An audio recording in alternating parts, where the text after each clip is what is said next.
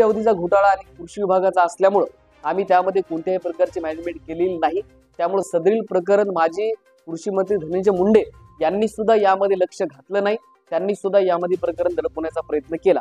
त्यामुळे मला फक्त आजच्या दिवशी एवढंच आपल्याला सांगायचंय की या कळमनुरी तालुकाच नव्हे तर हिंगोली जिल्ह्यामध्ये मग ती अवजारे बँक असेल, शेडनेट असेल, फळबाग असेल, यामध्ये करोडो रुपयाचा निधी अधिकारी, कृषी विभागाचे अधिकारी, कृषी सहाय्यक, समूह सहाय्यक, तालुका कृषी अधिकारी, जिल्हा कृषी अधिकारी, मुंबई प्रकल्प संचालक आणि महाराष्ट्र कृषी आयुक्त या सगळ्यांची एक साखळी आहे। प्रत्येक तालुक्यामध्ये ह्यांनी यांचे दलाल ठेवलेले आहेत। त्या दलालाच्या माध्यमातून शेतकऱ्यांच्या फायली हे आणून देतात, फक्त जायमुका फोटो काढतात, लाखो रुपयाचा अनुदान घेतात आणि तो लाखो रुपयाचा निधी हे लुटल्या जातात। खूप आभार। विनंतीचा मांडून आपण इथं हिंगोली रेस्ट हाऊस येथे आलात। महाराष्ट्र शासनाने 2016 मध्ये भारतरत्न नानाजी देशमुख यांच्या नावाने एक कृषी विभागाची योजना सुरू केली होती। 2016 मध्ये त्या कृषी विभागाच्या योजनेचं नाव चंडिकादास देशमुख कृषी संजीवनी प्रकल्प योजना असं नाव ठेवण्यात आलं होतं। त्यानंतर त्याचं नाव बदलून 2018 ला नानाजी देशमुख कृषी संजीवनी प्रकल्प योजना ठरवण्यात आलं। या योजनेचं मुळात उद्दिष्ट असं होतं की महाराष्ट्रामध्ये जे आपले शेतकरी बांधव आहेत त्या शेतकरी बांधवांच्या शेतीचं उत्पन्न वाढावं, त्यामधून बेरोजगारी दूर व्हावी, आर्थिक सोर्स शासनाचा वाढावा, हा त्या योजनेचा उद्देश होता। परंतु दुर्दैव असं आहे की बीजेपी सरकारनं ही योजना अंमलात आणली। बीजेपी सरकारने जे भारतरत्न नानाजी देशमुख ज्यांनी आपल्या कार्यकाळामध्ये बीजेपीला त्यांच्या वयाचे 85 वर्ष दिले, भारतीय जनता पार्टीनं तो मुख्य उद्देश म्हणजे आरएसएस संघाचे सदस्य राहिलेले नानाजी देशमुख आहेत, यांच्या नावानं भारतीय जनता पार्टीने ही योजना सुरू केली। या देशातलंच नव्हे त्या जगातलं सगळ्यात मोठं लार्जेस्ट आर्थिक इकॉनॉमिक इन्स्टिट्यूट असणारं जे द वर्ल्ड बँक आपण त्याला म्हणतो, ज्याचं भारत देश आपला हा त्या वर्ल्ड बँकेचा मेंबर आहे। सगळ्यात पहिला प्रयोग 1959 मध्ये देशामध्ये इंडियन रेल्वेचा वर्ल्ड बँकेने करण्यात आला।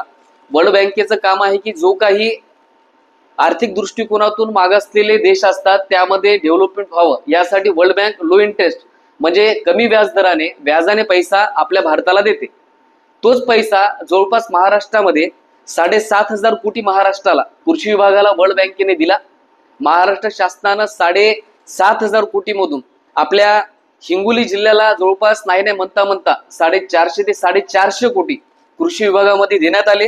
त्या अंतर्गत आपल्या महाराष्ट्रामधल्या या योजनेमध्ये 15 जिल्ह्याचा समावेश होता, त्यामधून हिंगोली जिल्हा एक होता। हिंगोली जिल्ह्यामधले 240 गावांचा समावेश या योजनेमध्ये होता। त्यामधून कळमनुरी तालुक्यामध्ये 46 गावे असे या योजनेमध्ये होते। या नानाजी देशमुख कृषी संजीवनी प्रकल्प योजना यामधून शेडनेट असतील, पॉलीहाऊस असतील, अवजारे बँक असतील, ठिबक, तुषार, ग्रीन हाऊस असे विविध बाबींना जवळपास 20 लाख, 25 लाख, 50 लाख, 1 कोटी त्याला अनुदान 80%, 85%, 90% अशा पद्धतीनं त्यांनी ही योजना राबवली। परंतु दुर्दैव या योजनेचं असं झालं की शेडनेट फक्त शेतामध्ये उभे केलेत आणि उभे करून जवळपास आमच्या कळमनुरी तालुक्यामध्ये 18 कोटीचा घोटाळा या योजनेमध्ये झाला। त्यानंतर याच्यामध्ये जो क्रम होता अनुसूचित जाती, जमाती, दिव्यांग महिला याच्यामध्ये SC ST यांना पूर्णतः मोठ्या बाबीपासून पूर्णतः डावलण्यात आलं। एका विशिष्ट घटकाला, एका विशिष्ट समूहाला, जे काही आपले नातेवाईक असतील, ओळखी पाळखीचे असतील, अशाच लोकांना याचा लाभ देण्यात आला। कळमनुरी तालुक्यामध्ये जवळपास 66 शेडनेट मंजूर झाले। 66 शेडनेटला 12 कोटी रुपये देण्यात आले। 7 वर्षाचा कालावधी होता। 2020 पासून ते 24 पर्यंत शेडनेट देण्यात आले, परंतु आज रोजी एकही शेडनेट जागेवरती नाही। माहिती अधिकाराखाली आमच्या सामाजिक कर्त्यांनी माहिती अधिकार टाकला। माहिती अधिकारामध्ये आम्ही माहिती मागवली, माहिती आपल्या समोरच आहे। त्याच्यामध्ये माहिती अधिकारामध्ये संचिकेमध्ये असं निष्पन्न झालं की प्रत्येक शेतकऱ्याच्या शेतामध्ये पाण्याचा सोर्स म्हणजे बोर असेल, तलाव असेल किंवा विहीर असेल हे असणं अत्यंत गरजेचं होतं। पण कोणत्याही शेतकऱ्याच्या सातबारावरती कोणतीही पाण्याची उपलब्धता नसताना त्याला शेडनेट मंजूर करण्यात आलं। कृषी सहाय्यक, समूह सहाय्यक, जिल्हा कृषी अधिकारी, उपविभागीय कृषी अधिकारी, ग्रामपंचायत या सर्वांनी मिळून आर्थिक व्यवहार करून हा मोठा गैरव्यवहार केलेला आहे। याच्यामध्ये स्थानिक पातळीला आपली ग्रामपंचायतीला ग्राम कृषी संजीवनी समिती म्हणून स्तरावरती करण्यात आली होती समिती। त्याच्यामध्ये सर्व अधिकार ग्रामपंचायतीला प्रदान केले होते। सरपंच, अध्यक्ष, सचिव ग्रामसेवक आणि सहसचिव कृषी सहाय्यक अशी ही बाब होती। पण ग्रामपंचायतीमध्ये आम्ही कृषी अधिकाऱ्यांना जेव्हा ग्रामपंचायतीमध्ये एक स्वतंत्र कार्यालय नानाजी देशमुखचं त्यांनी सांगितलं होतं करायला, त्यासाठी आर्थिक त्यांना निधी पण देण्यात आला होता, परंतु एकाही ग्रामपंचायतीमध्ये कोणतेही कार्यालय स्थापन करण्यात आलं नाही। ना आज रोजी त्या ग्रामपंचायतमध्ये कोणता कागद उपलब्ध आहे, ना कोणतं तिथं डॉक्युमेंटरी उपलब्ध आहे, म्हणजे वरच्या वरी योजना राबवण्यात आली।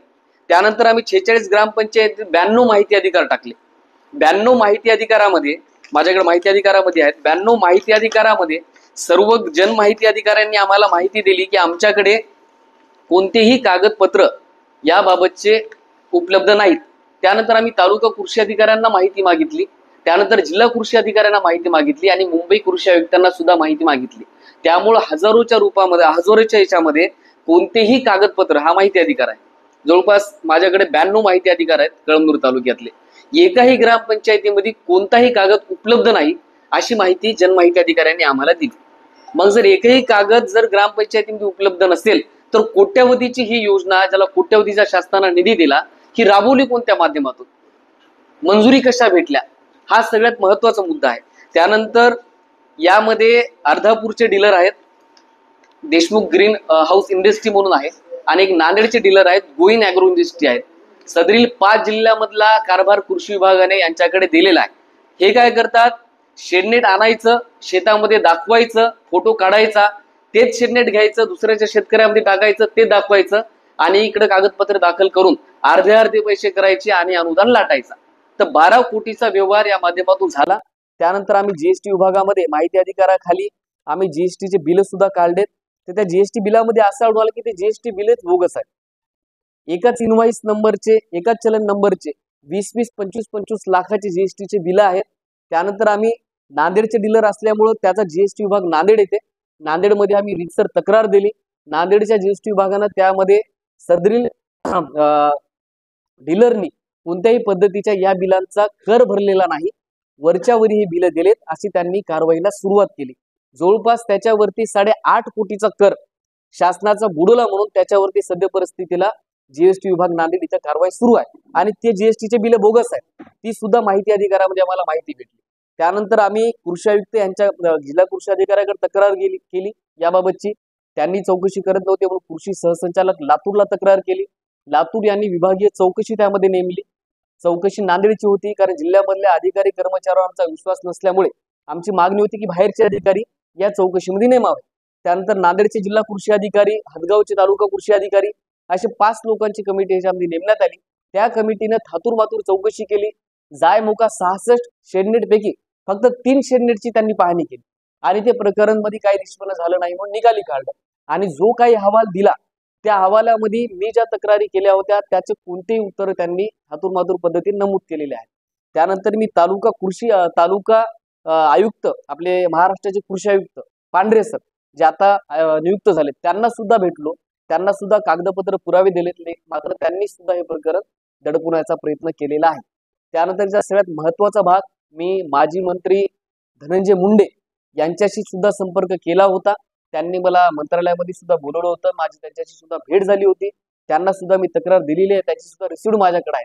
पण सदरील तत्कालीन वाहक जे उपकृषी अधिकारी जिल्ह्याचे होते त्यांनी सतत आम्हाला हे सांगत होते की माझे कृषी मंत्र्यासोबत, कृषी विभागासोबत माझे व्यवहारिक संबंध आहेत, मोठमोठे संबंध आहेत, त्यामुळे तुम्ही कुठेही गेले तरी यामध्ये कोणतीही कारवाई होऊ शकत नाही, अशा सतत त्यांच्या धमक्या होत्या। अनेक वेळा मॅनेजमेंटसाठी त्यांनी सुद्धा बोलवलं, पण हा विषय अत्यंत गंभीर आणि कोट्यावधीचा घोटाळा आणि कृषी विभागाचा असल्यामुळे आम्ही त्यामध्ये कोणत्याही प्रकारची मॅनेजमेंट केलेली नाही।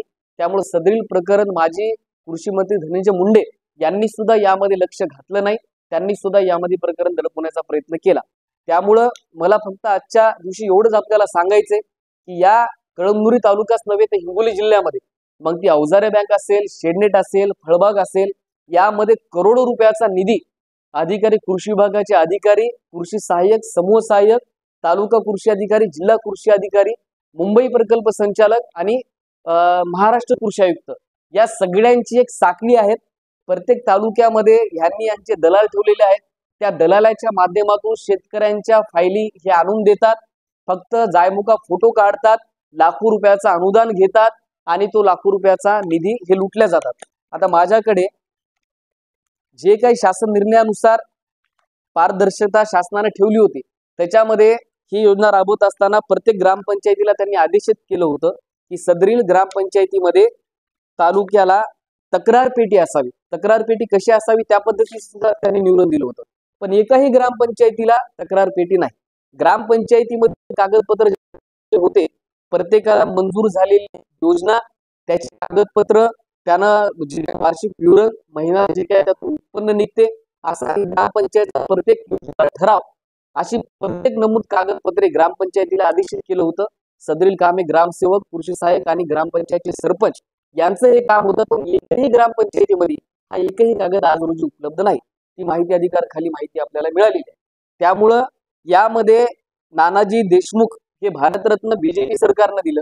खरं तर ते संघाचे मुख्य सदस्य बीजेपीचे राहिलेले आहेत, त्यांचा नामचा दूरदूरपर्यंत कोणताही संबंध नाही, परंतु त्यांच्या नावाची ही योजना असल्यामुळं आणि त्यांनी जे काही आपले काही सोलार असेल त्यांच्या जे विचारातून आले आणि त्यानुसार जी योजना ग्रामीण भागामध्ये स्मार्ट विलेजेस म्हणून जी राबवण्यात आली त्यामुळे ह्या नाव दिलेलं आहे।